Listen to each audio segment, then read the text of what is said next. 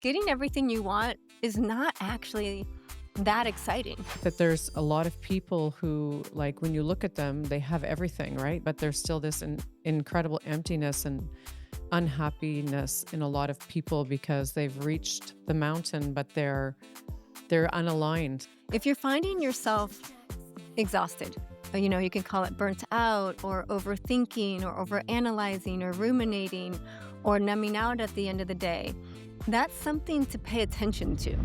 This is Skin Talks, the podcast where we go deeper than skin, products, and trends and explore the conversations that actually matter in health, beauty, wellness, and confidence. We're a mother-daughter duo and the founders of boutique Skin Envie. After years inside the industry, we've learned that health is never just about what you use. It's about everything you digest, how you think, how you live, what you eat, how you move, what you put on your skin, and how you feel in your own body. If you're looking for insight, honesty, and a fresh perspective on the future of health, beauty, and wellness, you're in the right place. Let's get into it. Skin Talks podcast by Boutique Skin Envie, hosted by Beata and Natasha. You work hard, you achieve things, you build a career, maybe even a life that looks successful from the outside. And yet more people today are feeling exhausted, disconnected, and strangely unfulfilled. But why do so many people who have everything still feel like something is missing? Today, we're talking about the hidden costs of success, burnout, intuition, and why the modern definition of achievement may be deeply misaligned with how human beings are actually wired. Today, we're joined by Oliveyah Fisch, best-selling author of Spiritual Heartbeat and expert in human potential, who works with high-performing individuals who seem to have everything but still feel disconnected, unfulfilled, or out of alignment. Welcome to Skin Talks, Olivia. Olivia, we're so excited to have this conversation. Before we get started, why don't you give us, our listeners, a little bit of a background story on how you ended up in this line of work and just a little bit of like a history of who you are. Yeah, great. Well, thank you so much for having me. So I started my career as a coach in 2008, and I started as a high-performance coach to athletes. I have a background in a master's in exercise science and performance enhancement specialist. And essentially what we do is get athletes ready for game day, spiritually, emotionally, physically. And I was doing that for many years and then moved and transitioned into working with the general public and then with executives and CEOs and now with a lot of high-profile individuals, global artists. And really, it's all the same skill set. It's the ability to take care of yourself. It's the ability to be authentic. It's your ability to really be integrity and have your body, like what you say, what you're doing, and how you're feeling all lined up. And when that happens, you get to access flow state or in the zone or in your zone of genius. And whether that's on a field or on a court or that's in a boardroom or with your child, it all is the same skill set. It's not different. So I've been doing this work with individuals, couples, and people who just want to really access their human potential. And so that's how I got into this work. It's been my business has changed a lot along the way, depending on what I feel people are asking of me, which has been great because it's given me the opportunity to keep growing. And I feel so honored that people have trusted me to walk alongside them on their journey. That's amazing. That's very interesting. I love that. Well, I think in today's world, it's very important and very relevant and probably very much demanded, considering everything that's going on in our world today. But so I want to get into like working with leaders. It could also be athletes and stuff like that and high performers. What patterns are you seeing over and over again with people who are very successful or what our society perceives as successful? Yeah. So what happens is that we've been taught to keep chasing mountaintops. So we have this desire and we say, okay, I'm going to go climb that mountain. And then at the top, then I'll be happy. Right? And then I'll feel good. And then everything will be okay. And then we don't feel very good. And then we just try to chase another mountaintop and another mountaintop and another mountaintop. And that old definition of success, of chasing and really operating below the line of effectiveness. You're just on a hamster wheel, you're in the rush zone, I call it, and you're just one thing after the other without actually any integration and without a sense of who am I being on the way up.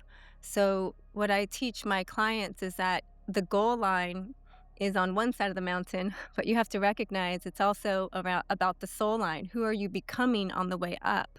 And when you do both sides, then when you get that thing at the top, you actually are feeling not just successful by external standpoint, but that perspective, but from the inside out. And that is super, super, super important. We have to throw away that old playbook of success that says, I have to just keep doing and performing and wear the mask and get it right and push harder to feel good in my day. It doesn't actually work, and it causes a lot of burnout. I think it causes a lot of shame for people as well because they have everything. They've got the 2 houses and the boat and the kids and all the money in the world that they probably can't even spend in a lifetime. But unfortunately, they feel really sad when they are waking up in the morning and depressed before going to bed at night. And that is really hard on us. So part of what I share is really working not just with the goals that we've learned how to, our SMART goals, and we, know how Yeah. to do things really well in our society, but we're not really focused on who we are being as we are doing it. So I can get up and I can make myself a cup of coffee and, get my kid ready for school, and I can do it all right. But if I'm not connected to who I am being while I'm doing that, I'm being generous, I'm being kind, I'm being patient, I'm being, or I could be rushed and kind of frazzled, and I can be out of my body, right? I can be completely not actually with her, right? So I can be doing all the right things, and I got her to school on time, but it's actually not going to feel satisfying unless I'm really focused on the other side. Well, that's the thing is I think that there's a lot of people who like when you look at them, they have everything, right? Like you said, they have the house, the kids, the boat, the cars, the friends, the parties, all the things going on, but there's still this incredible emptiness and unhappiness in a lot of people because they've reached the mountain, but they're unaligned, so unaligned with like what it's like nothing will ever be good enough. And there's an emptiness in them. Yeah, absolutely.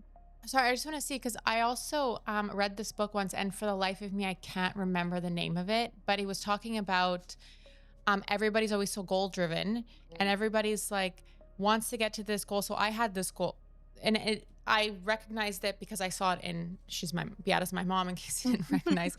But I recognized it in her, and it was basically I was training to run a half marathon, and I was reading this book at the same time, coincidentally.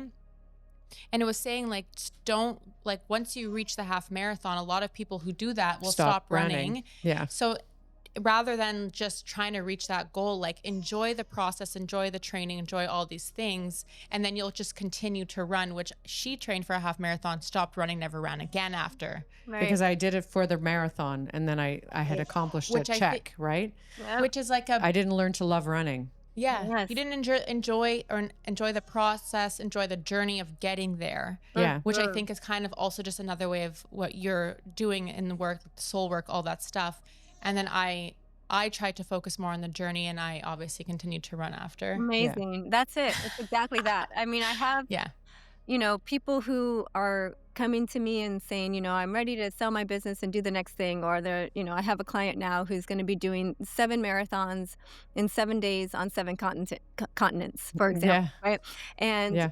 I'm like, great, I can definitely train your body how to do that. I can get you the best program, all of the things, right? But part of the most amount of time that we're doing is spending on why, It's like actually, I'm trying to build, I know that if I do that, I will be more disciplined with my time and less sloppy with how I'm spending my time. And then why is that important? Well, then I can be more present for my kids, right? And then I Yeah, can be a better father. It's like, okay, great, let's just do that as well, right? Let's make sure that that is happening as well.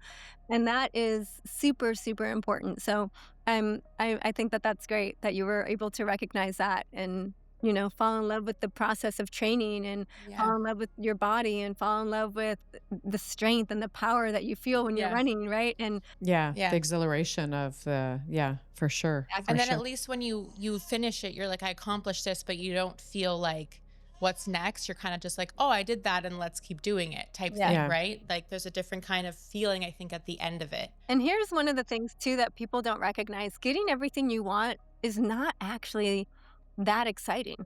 Like when like getting the thing that you want, like you reached your goal, you did the thing, you got the money, you got whatever.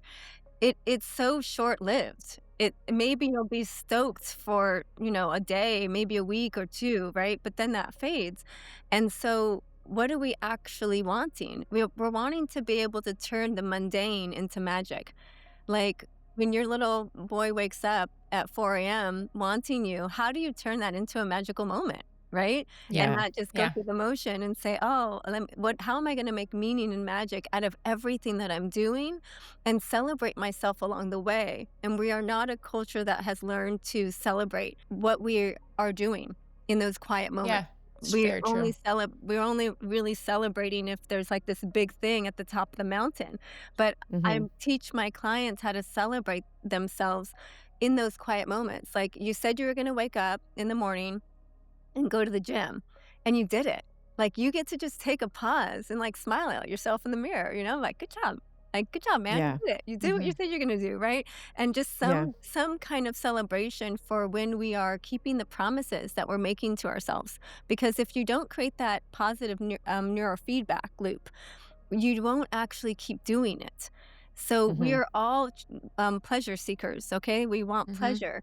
But if we associate pleasure with watching TV until midnight or scrolling on Instagram and not pleasure with, oh, I got up an hour before my day started and took care of myself and I'm not creating that celebration for myself, I actually won't be creating that neural pathway that will be sustainable. Is that making sense? Yeah. Yeah. Yeah. Absolutely. Major. Absolutely. Yeah. And I find like this, that we have a result of our culture not like kind of celebrating the moments on the way up, um, that are exhausted. That the culture, like people are tired, exhausted. They have no more fuel in them because they're not doing that, right?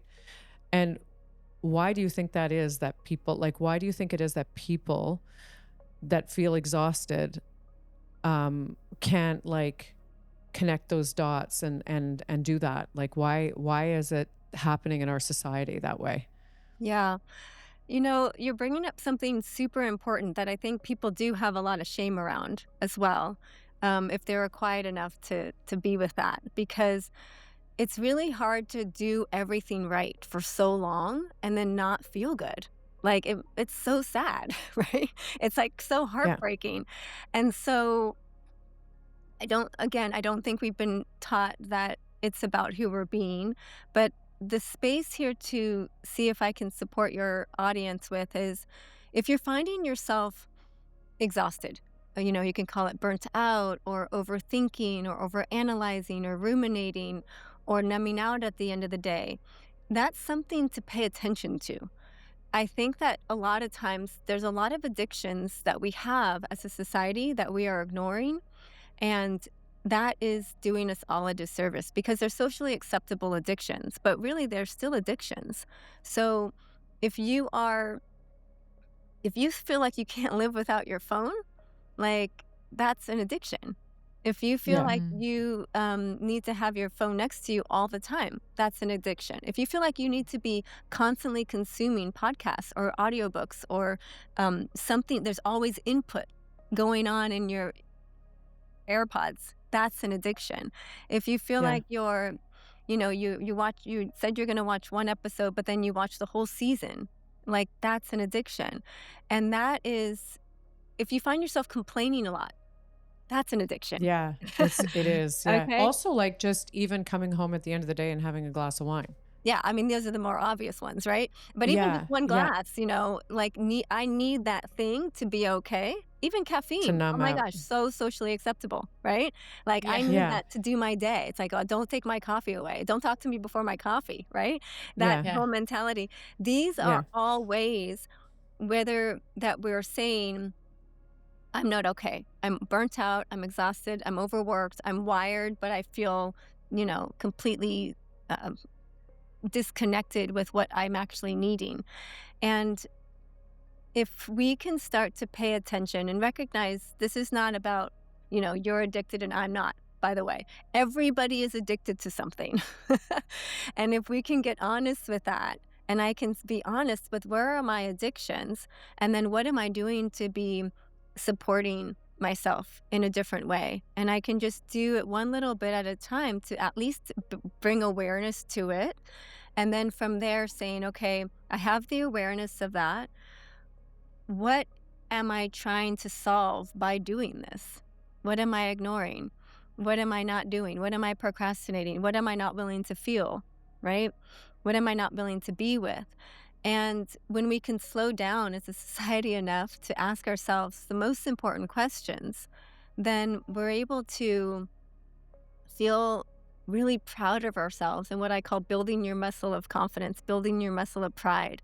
Because when you're able to show up for a promise that you've kept to yourself, once you have that awareness, it's not going to be easy for the first 28 days or so, but when you keep building that up and saying, wow, I did it again. Wow, I was able to do that again and again and again and again. That's how you're able to create new behavior in a new neural pathway, because what you've been doing is it's kind of like a path that is completely paved, because all of your ancestors has walked down that path. You've been walking down that path. That path is like right there. It's so easy to go and do. But when you're breaking up with intergenerational pain, when you're saying, I see society is accepting this addiction, but I'm not willing to, this feels just out of integrity for me, you're creating this whole other path, and you're moving all the bushes out of the way. You're creating a whole trail, and that takes work. It takes Yeah. time. It takes attention, right? It's like, where do I want to build it? Okay, it's here.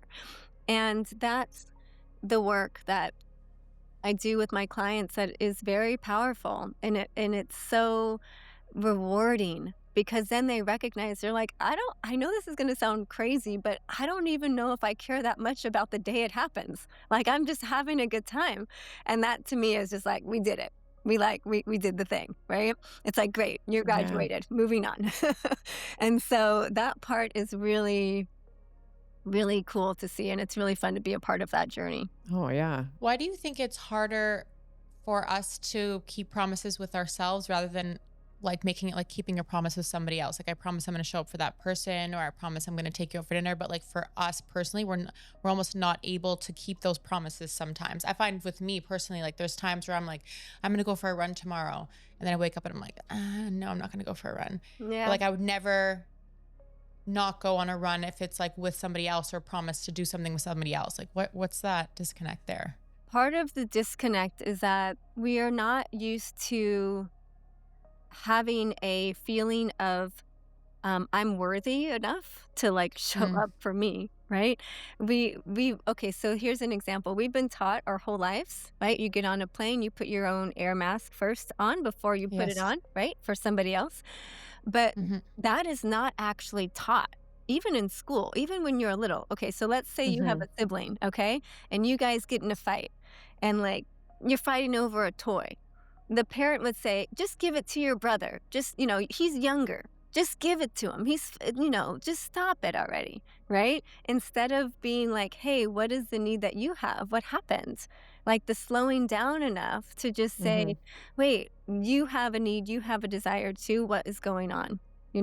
We've actually been taught Mm. to, I mean, even in my daughter's school now, it's like, be kind to your friends, and it's like, and I'm constantly connecting with her, like, how did you feel today? What was going on with you today? Where was it hard for you? Where were your needs actually not met? Or what couldn't you feel like you wanted to say, but you couldn't say because it would have been inappropriate or to hurt someone else's feelings, right? Hmm. And Hmm. a lot of the times we've been taught to not be in conflict, like to be the nice, kind person, Hmm. that shows up for a friend, but doesn't always have the conditioning, I'll call it, that is learned to, hey, you're worthy of showing up for yourself. You actually showing up for you and being an example of that embodiment of someone who shows up when nobody's watching, nobody might know you went on that run, but the energetic line of that, Mm-hmm. the energetics of that, oh my gosh, it's so powerful. And Yeah. it is noticed by anyone who is in your orbit. And if we can trust in that ripple effect of the embodiment of someone who just shows up consistently for themselves, not selfish, but in a way that is really recognizing that I am saying that I am worthy, and then that means you are too, and then now you can go do that for yourself too. Powerful. That's actually how we solve a lot of the world's problems. But we haven't learned that. That's a practice. I would call that even a skill set.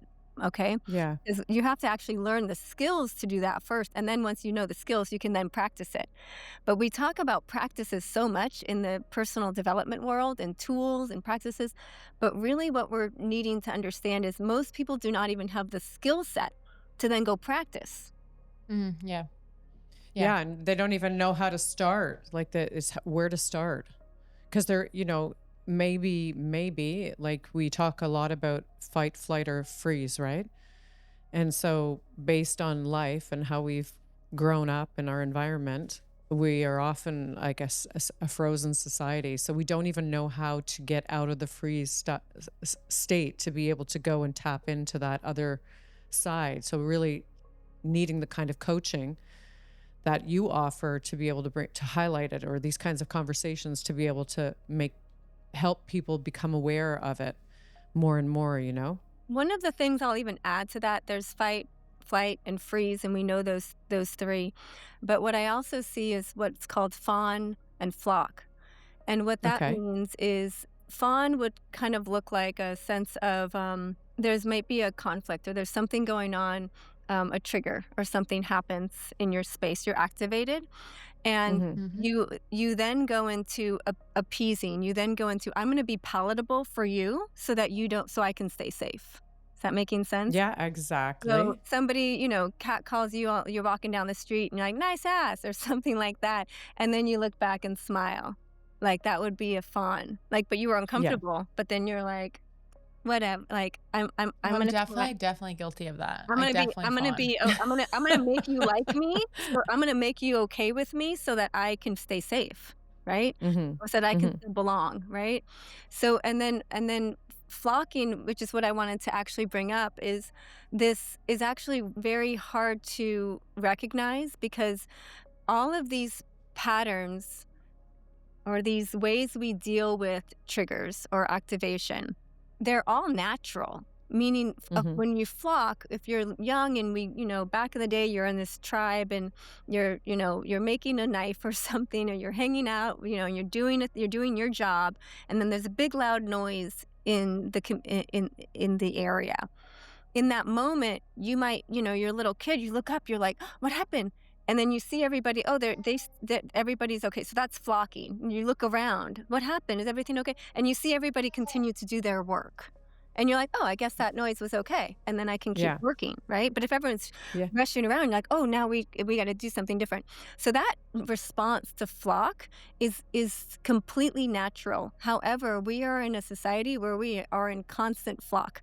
We have not actually taken our time with ourselves to build that muscle to say what's for me and what's not for me. We haven't learned Yeah. discernment. Regardless of the surrounding, right? Exactly. So it can be something as Yeah. simple as you're at a restaurant with your girlfriends and you look at the menu and like, what do you think I should get? That's Yeah. flocking. You're going to a Oh, party yeah. and you're sending your friends 5 outfits, to get approval before you just, Oh, wow. Yeah. right? And like, you ask your husband, what do you think? Should I have my hair up or down? Flocking. I have this with even some of the coaching programs that I offer. They're like, yeah, I think I should talk to my wife and my 5 friends about whether I should do this. And I'm like, or even they ask me, do you think I should do this program? I'm like, have you checked in with your wisdom about whether you should do this program? Like, Yeah, I know. My God. Yeah. No, I'm just thinking about, because we have a Medi Spa and we often have patients that come in. This is another business that we own, and they'll come in and they'll do the whole consultation on everything with us. They're like, yes, okay, I'm ready. Well, let me speak to my husband first. I'm like, But I what? think that's also like a deeper layer than just flocking. I think that's also Yeah, but it's permission, also, but it's like a weird but permission. it's a way of a flock, isn't it?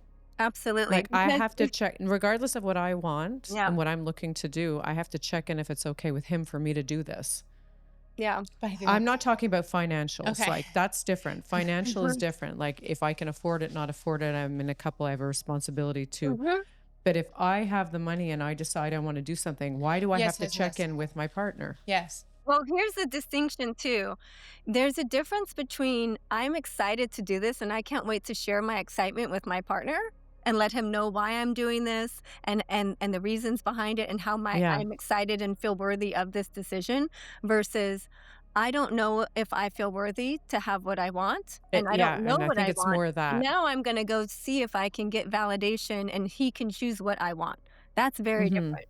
And Mm-hmm. so, Yeah. of course, if you're in partnership, you're going to collaborate, whether it's even about finances or something, or it's like, hey, you can even Yeah. say, after we're going to, any amount over this amount, maybe we talk to each other about that, right? That's fine, Exactly. right? Not to But be reckless and stuff like that. yeah, but it's For how sure. you're coming to that conversation. Again, it's not just what you're doing; it's who you're being while you're doing it. It's like I'm being undecisive, insecure, and I don't feel worthy of this. And now I'm coming to this conversation with this person, right? Mm. Mm. That's very different than saying, I know exactly what I'm worthy of. I'm excited and I can't wait to share that excitement to see if that works for our finances. Yeah, Right? exactly. So that's Yeah. the shift. And I think that takes time to do that. Again, that's another skill set to be able to be Mm-hmm. connecting with your own wisdom centers, to be able to know with discernment what's for me and what's not. Mm-hmm. I feel like everybody like flocks then. I feel like that's just like it's probably like something that's very prominent in people. Well, yeah. Because I can just imagine in my day to day, like for sure, I ask for Well, we do it on people like I don't post on check in. Yeah. Instagram posts, like everything. Everything that we do is like for external validation in a way. Mhm. Mhm. And that's it's hard on our hearts, and it's not to say that we can't have others' opinions. This is not going to the other extreme of narcissism, Yeah. right? But Yeah. you want to know like where you're at, like on the spectrum. Does that make sense? Like Yeah. whether you're like over here and you're really narcissistic and pretty selfish and self-absorbed versus I flock with every decision I make and I don't know who I am. And if you Yeah. can just know what I call like what is your coaching session? Where do you fall? Cuz if someone is, kind of on this side of the scale and pretty selfish and self-absorbed, they're going to listen to this conversation and be like, I don't even know what they're talking about. And I'm like, yeah, because that's not your Exactly. coaching session because you actually get to learn how to listen more. You get to learn how to be of service more. You get to learn how Yeah. to not recognize that it's not always about you, right? That's a whole other coaching session. So we want to know where we're falling so we know it's not a one size fits all, right? But it is Yeah. for Exactly. women, for a lot of women, we have learned to flock as Mm-hmm. women a lot. And so Ouch. that part feels important to name here today.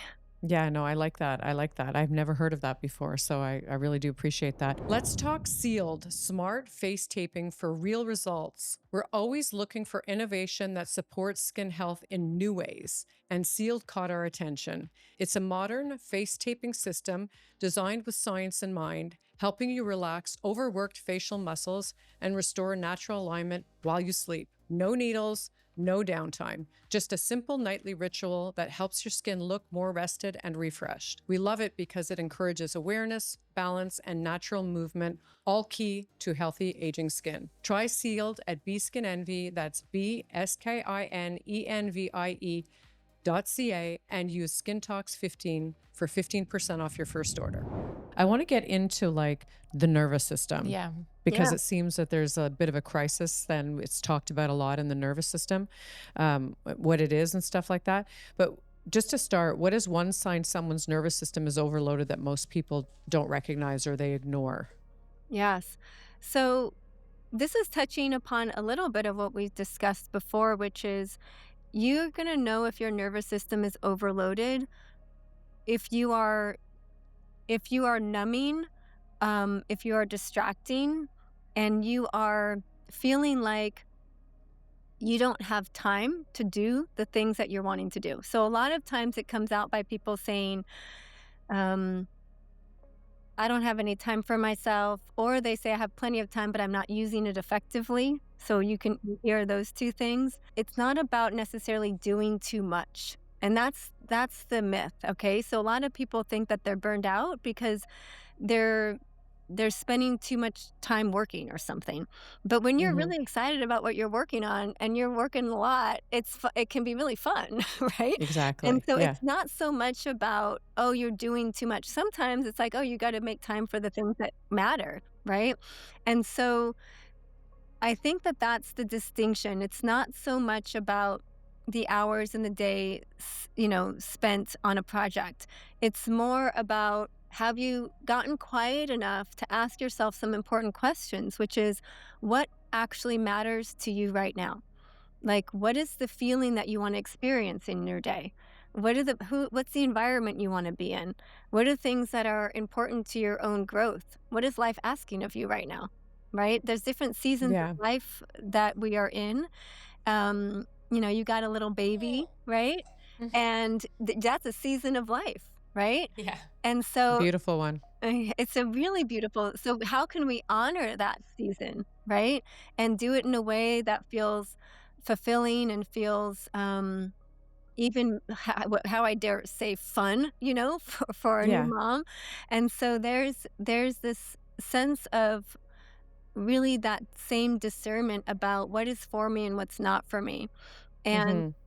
people are really, I'll just name it for simplicity, pretty greedy, meaning they want all the things at the same time, right? Yeah. And that is not possible. And so it's really important to know what season of life you're in so that you can say, okay, this is a season of life. And then here's where my priorities are for now. It doesn't mean forever, but here's what's important now. This is the life I'm choosing. I'm going to commit to this life and go all in on it. Right? And then this is what I Yeah. care about.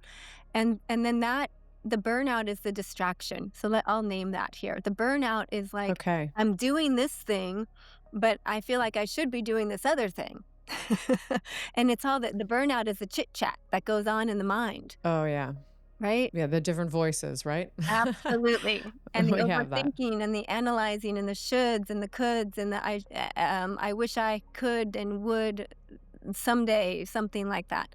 So, Hmm. but when you're in integrity, when you're being authentic and you feel like you're on your right road, it's not that. It doesn't sound like that. It sounds like taken the time to know exactly what matters in my life for now. I've put tasks and action items to that, and I do that in my day every day. And I'm consistent and I have the Yeah. support I need to make sure that I continue to do it. And I have mirrors in my life that are honest with me of when I'm not. And I'm willing to really take in that mirror and hear those mirrors that are reflecting back when I'm out of integrity. Yeah. I love that. Wow. I think it's great. Thank you for sharing that. Yeah. So, going back to the nervous system, I want to understand something because all of this stuff that is going on in our life, it puts a lot of stress. Like, and we talk about chronic stress in our society. What does that, constant, the voices, all the pulls that we have every single day? What is that actually doing to our nervous system? If you look at like what the result is of that. Yeah, so when we're in chronic stress, it creates inflammation and on a biological level. And we know that all diseases stem Yeah. from inflammation. We really have to recognize that our biological line matters just as much as our psychological line. And I think that sometimes what happens is that we're in a society that is really into personal development right now, which is great. I love it. Yeah. Yeah. However, maybe because this is my background and I started in, with working with athletes in the body, people will come to me and they'll say, I want to make more money, or I want to do more service, or I want to be a better parent, or I want to just feel better in my day, or whatever their goal is, right? Hmm. Uh, a lot of times people are thinking this is a psychological issue or a mindset issue, but really Yeah. it's a biological issue. Your Yeah. nervous system your body is not okay. And so, how are you going to have the ability to change your energetic line that day, like meaning your thoughts and your emotions, if you're not getting enough sleep, if you're not drinking water, if you're not going outside and getting some light on that skin and in your eyes, you know, before noon. Okay. If you're not actually eating on a regular basis, the foods that you need that are whole based, plant based foods and not just shakes and bars, right? Yeah. And are you sitting down to eat slowly so that you can actually digest your food? Are you listening to podcasts and doing 5 emails while you're eating lunch, right? All of these things matter to our nervous system, and all of Mm-hmm. that causes chronic stress in the body. And the body can't handle it. And so then that disrupts our emotional capacity to regulate. Then we can't choose our thoughts. Then we can't respond correctly. And so anytime I'm working with a client, even if they're coming in for something unrelated to the body, I don't know how not to support them with that biological line. Because like you said, it really is about your nervous system regulation starts with what's going on in the body. And when we can slow down to tune in to what is my body actually asking of me, we get a lot of wisdom on those calls together, Mm-hmm. because sometimes it's Yeah. asking for so much and just that's been ignored for a long time. Yeah. Yeah. I agree with that 100%. Um, that's so interesting. And it's just, hopefully people listening to this today are, that are in that stage of their life that they're ready to hear it. Will be able to identify themselves or resonate with it and be able to start taking steps, And Mhm. that leads me into kind of the next question is like over this process of overachieving, Mhm. burnout, nervous system crisis, we also lose the connection with ourselves. And you talk a lot from what I've understood and read in your on your website and stuff that you talk a lot about intuition and inner alignment. So Mhm. what does that mean? What does it mean to lose that connection with yourself? And like, how does that happen? I'll take a step back and talk about wisdom centers. Okay. So think about wisdom centers as a nice big umbrella right here. Okay. And then underneath wisdom centers, we can call that there's like intuition or there's body intelligence or emotional Yeah. intelligence or spiritual intelligence or your spirit team, or ancestral or lineage that you can access. You can actually access Okay. wisdom from nature. Okay. You can access wisdom from a spirit, a deity or God. It can be lots of different things under wisdom. Okay. And what is essential is that we are building connection to wisdom, whether you call that the universe or energy or the field, it doesn't actually matter. Okay, in my Okay. opinion. I would even say that all of those are really the same thing because if you think about it and you can be in touch with this, we are all one and everything is everything. And so there's a oneness here. Okay. However, it is helpful to recognize that you can access different wisdom. So you have a body intelligence, right? My body can say, "Oh, it's time to go to the bathroom." That's body intelligence, right? Or, "Oh, I'm hungry." Right? We have an emotional intelligence that kind of just is saying, "Oh, my um I feel sad today about something, or I'm grieving something, or I'm irritated right now, or I'm triggered. This is not life is not matching my preference, and there's something activating, right? This is Mm-hmm. your emotional Anxieties. anxiety, right? This is your Yeah. emotional intelligence or your heart wisdom, okay? And we have our intellect, so I can learn something and process something and be logical about something. That's your intellect or your mind wisdom. So what is happening is that people are disconnected to wisdom because we've heard this saying that says all of the answers come within. Right? You've heard that Mm-hmm. before. We Of have course. Yeah. all the answers are within. But nobody is actually practicing that skill set. Not very many people are practicing the skill set to know that. So, what I teach people to do is essentially do reps with the wisdom in some way. And that can be your intuition, that can be your gut wisdom, your womb wisdom. You can even be with nature. And it doesn't actually matter which wisdom center resonates with you, it can be with God. Elizabeth Gilbert has this beautiful practice of saying, "Dear God," or "Dear love, what would you have me know today?" right? And this Yeah. is actually a practice that has been around for a long time, but she popularized it recently through her Substack. And just being Okay. able to have a a repetition or a way to come back to wisdom, which can also be your intuition, is a huge benefit because what happens is, again, something's going to happen today for all of us that's not going to match our preference. You know, I want my baby to be okay during the podcast, but he's fussy, right? Like that did Yeah. not match my preference. Yeah. Okay. So when that happens, that's just going to be like, okay, irritation, right? Or something like that. Or it's going to be like, oh, I hope Provokes an emotion. It something comes provokes. up, right? It's going to Stress. provoke Yeah. stress, right? Or like Yeah. inability to be present, right? Something's going to come up right there, right? But if we don't have access to wisdom, then we're going to either completely be in conflict with that. We're going to be like, oh, I shouldn't be frustrated. It's okay. It's okay. It's okay. Or we're going to Yeah. be in capture. We're going to be like, I'm just all of it. I'm just, that is what I'm being right now. And we are Yeah. collapsing because we're either going to be in that space of capture or we're going to be in conflict with whatever we're feeling. And wisdom, being able to have wisdom, you can actually have some perspective. You can have a broader view of what's going on to say, oh, here, there's irritation in my space. And what does wisdom have to say about that? Oh, Yeah. I can stay calm. I can come back to my breath. I can breathe. Okay, is everything I can control right now? Yes. Okay, cool. Let's go. Right? And just Yeah. being able to do that in real time and practicing that, when you practice your connection to wisdom, that becomes second nature. And that's what gets to happen now. This is where we are going as a species. It's what is needed to solve the bigger problems of the world. Yeah. Because when everybody is accessing their own genius, their own wisdom, magic happens.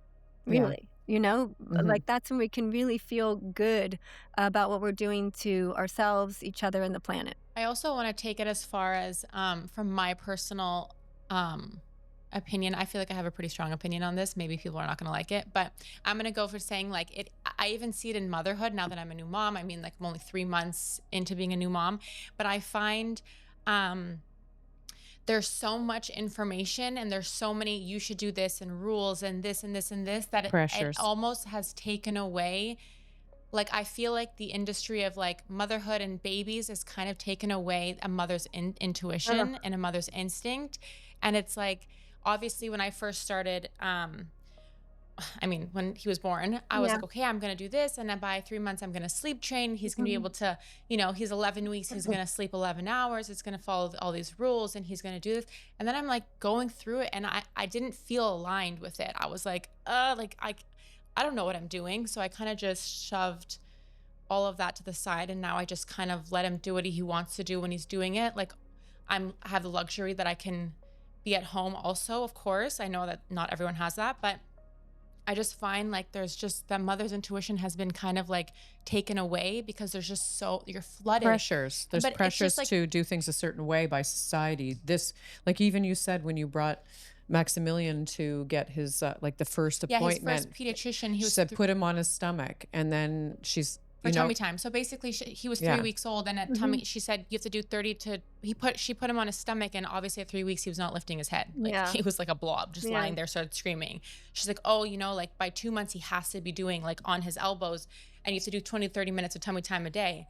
And I immediately was like, nah, I'm not listening to that. Like I was like, I put him on my chest. He's, you know, he'll look up when he wants to, you know.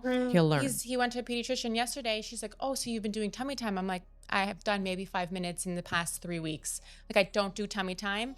And he lifts his head up the whole, like on his elbows or on his forearms for like a minute and a half, like totally fine. And I'm like, So she didn't I'm follow just- the rules. I don't follow the rules and I'm just going with my intuition. And I just wish that more mothers like had the opportunity to follow their intuition because you're so like, even when I go on Instagram and TikTok, you're so flooded with so much information that it's like, you should do this and this is how I did this. And it's like, you lose it, you know? Absolutely. Okay, let's just pause. You're just saying something so good right now, okay? If we can just take a pause, because mother's intuition is everything.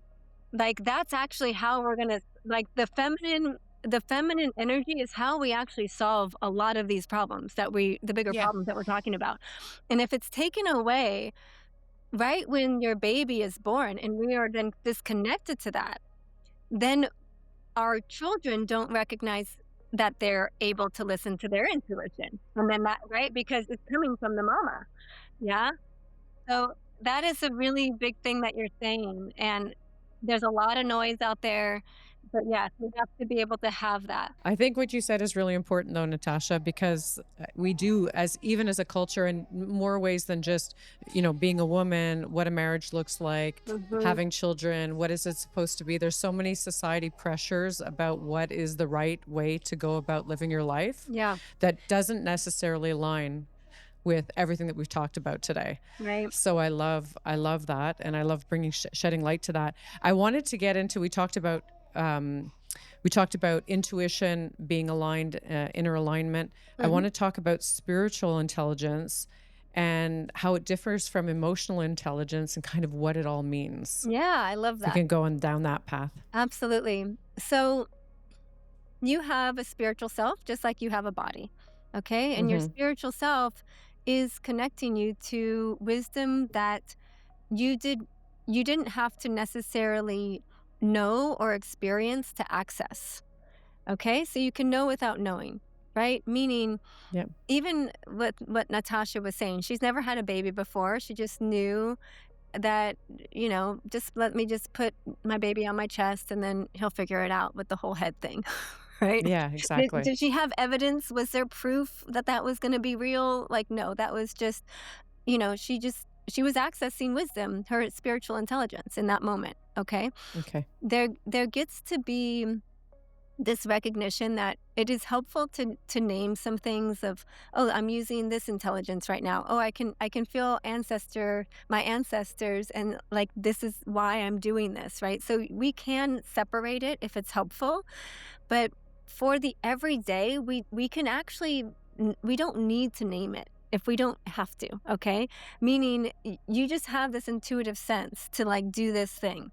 Oh, this is going to be good for me. I know. I don't have proof, but I just know. This is even in the corporate world, right? That, you can look at all the data, you can look at all the statistics, you can look at all the numbers, and then it makes sense on paper, but you just end up passing, right? Because there's something about it that doesn't feel right, right?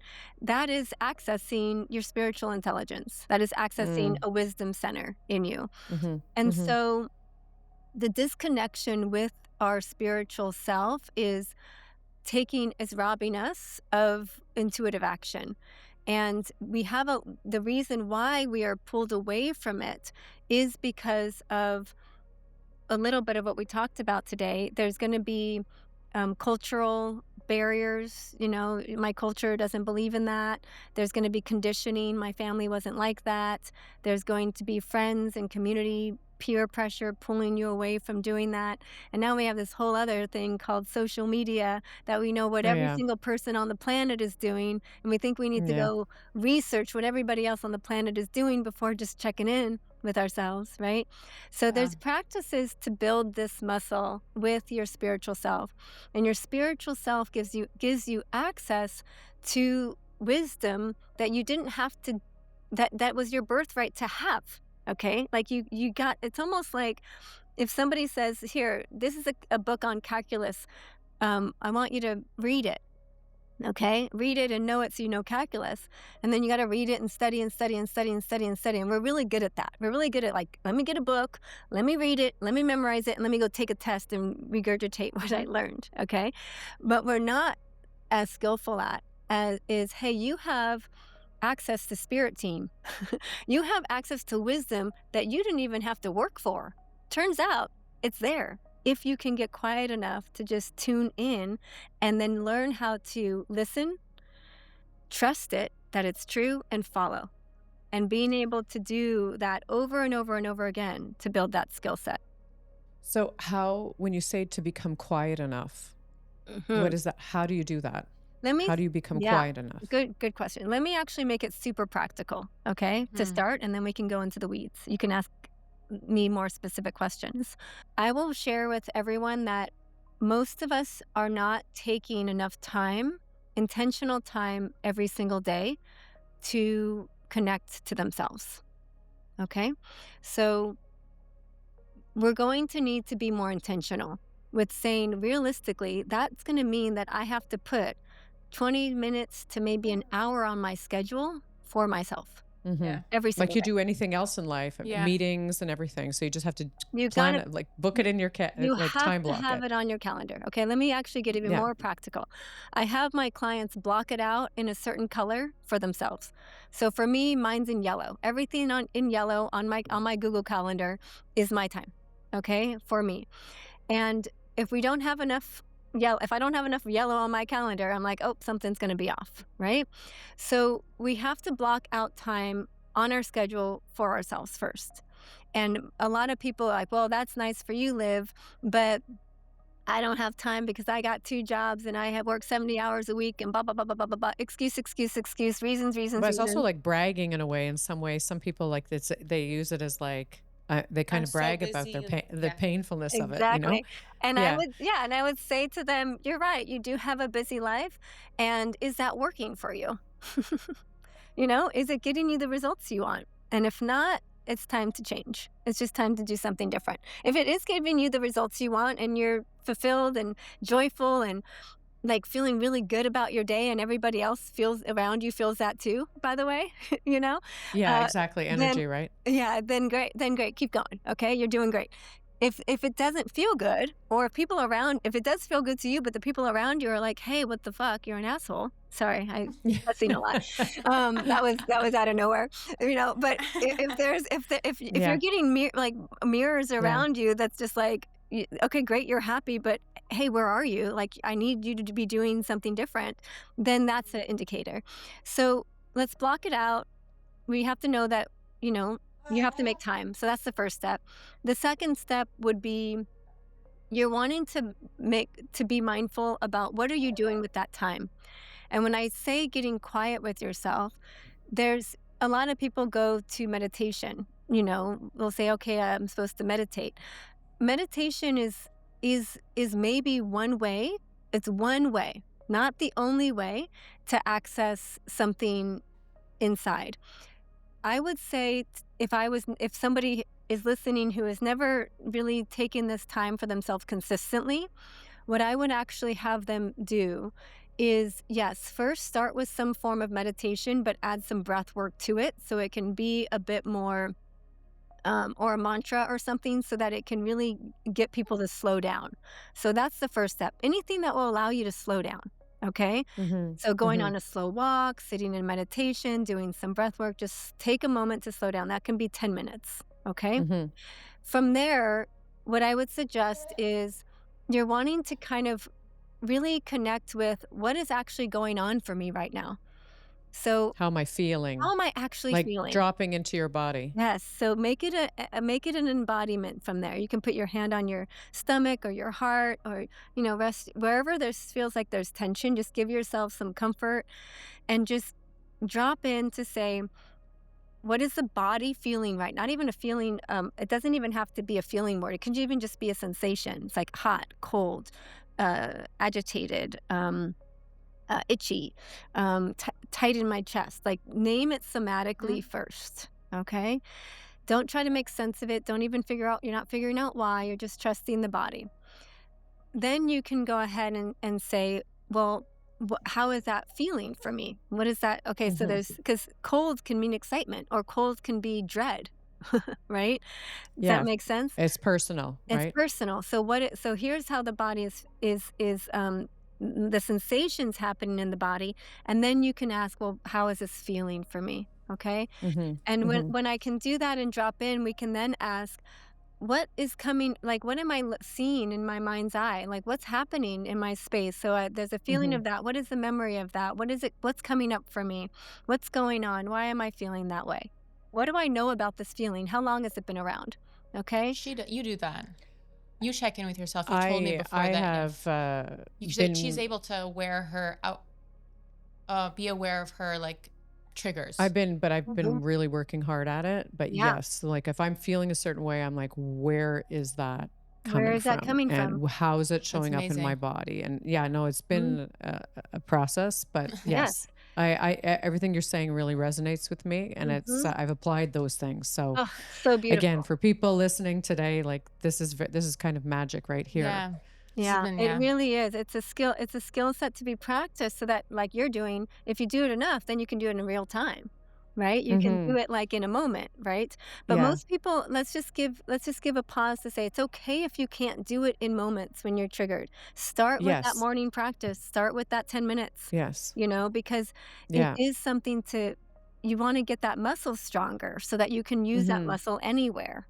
Just like you Mhm. do when you work out. I know I'm not gonna fall down the stairs because I do my squats and I catch Mhm. myself Yeah. on the stairs, right? So think Yeah. about it the same way as just building muscle, and you can just not have shame around it.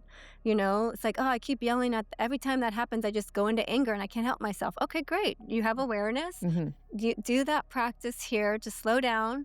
For one, you got to slow it down, use your breath work or your meditation or your mantra. Really, the simplest version is just elongate the exhale for about three Yeah. minutes. It's really Yeah. simple. Okay. So Mm-hmm. just elongate your Yeah. exhale for 3 minutes and then you're dropping. How's the body sensation? What is the feeling? What am I associating that feeling with? And then from there, we can then ask, okay, what does wisdom have to say to Yeah. that aspect of me? And Mm-hmm. that's when you can have a conversation and start to In integrate a it quiet in space a quiet with space. yourself, with Exactly. no distraction around you. No Yeah. distraction. And okay, let me just ask, okay, there's fear, there's grief, and there's fear. Okay, let's say that Mm-hmm. is what came up and it has this memory and that memory and that memory and this memory. Okay, great. I know where it comes from. I get it. I can just then connect to wisdom in any form. That can be my future self wisdom. That can be my heart wisdom. That can be my spirit team. It can be whatever you feel like doing that day. I connect Yeah. a lot to my womb wisdom. So I can put my hands on my womb and I say, what does my womb want to share with me about this today? Or what do Yeah. my motherly instincts want to say around this? Exactly. Right? It can be Yeah. any wisdom. It can Yeah. be what does the tree outside my office have to say about that? What does nature, what does Mother Earth want to share with me? What does Mm-hmm. divine want to tell me about that? Yeah. Be in relationship to say, okay, there's fear, there's a bit of grief. Okay, great. Why don't I just work with that in the moment Yeah. and really be honest with And myself?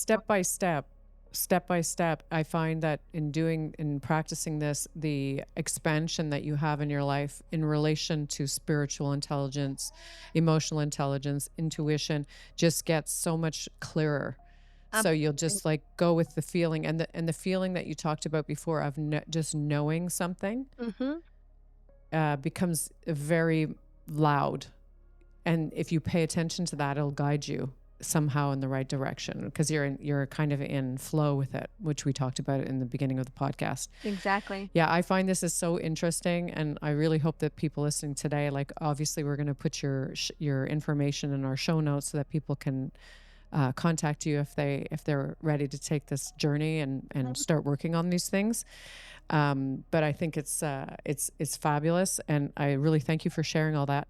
What I wanted to talk to you about now is that we always have talked to you about what I wanted to help close the podcast. We have 3 signature questions that we ask everybody at the end of every podcast, and the first one is, what is one daily practice that helps you stay connected to yourself?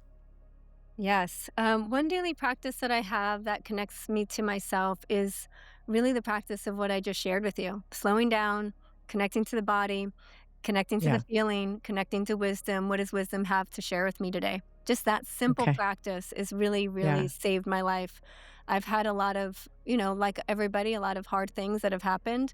And that practice of sometimes I can, I just do it and I talk to myself in wisdom while I'm walking to the gym, like it's just like integrated in my day. It doesn't always have to be on a meditation pillow. It can just be in my car while I'm driving somewhere, dropping off something or taking my daughter to school.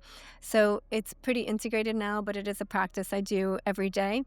And I also really movement is something that is very helpful for me. It Yes. doesn't always need to Yeah. be this big, crazy, sweaty workout at the gym, but movement and being able to trust the body to feel and move in a way intuitively that it just wants to without shooting it is a big Yeah. deal for me.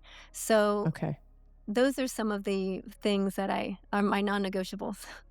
Okay. I love that. What is one belief about success you wish more people would question? You know, you can have everything in the world that you wanted, material, money, wealth, and still be quite miserable. Really, success, you have to define success for yourself.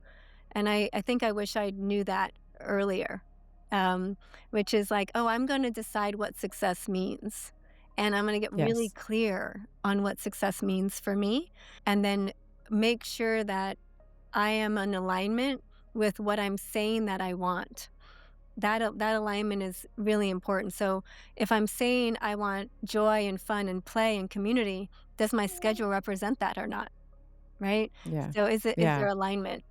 Is alignment. Very good. And the third question is, what is one small change someone listening today could make to feel more aligned in their life? Yeah, I would encourage every single person to recognize that you have wisdom inside of you and just say, hello, wisdom, you are a part of me. Like, what is the message you have for me today? I love that. Thank you so much for today. Mm, It's been very, very interesting. I feel like we could have continued this conversation for another hour or more, yeah, but I definitely want to reconnect with you after. absolutely. Thank you so much for sharing your wisdom with us today. Yeah, thank you so much for having me. It was such a pleasure to talk to you today. Thank you for listening to Skin Talks. If this episode inspired you, taught you something new, or just made you feel seen, please share with someone you love. And if you believe in thoughtful and empowering conversations that help you make better choices for yourself around your beauty and wellness, please rate and review the show. It helps us to grow our community, and we deeply appreciate it. Because this isn't just about skin. It's about claiming your beauty, feeling strong, informed, and at home in yourself. See you next week.